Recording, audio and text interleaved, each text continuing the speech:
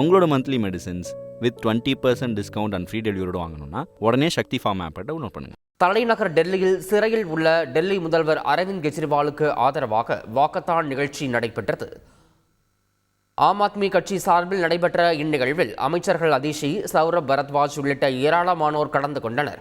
பிரதமர் நரேந்திர மோடி மிகவும் பதட்டமாக உள்ளதாகவும், தேர்தல் பிரச்சாரங்களில் அவர் தனது நிலைப்பாட்டை மாற்றிய விதமானது எதிர்க்கட்சிகள் ஆட்சிக்கு வரும் என்று அவர் நம்புவதை வெளிப்படுத்துவதாகவும் அமைச்சர் சௌரப் பரத்வாஜ் தெரிவித்தார்.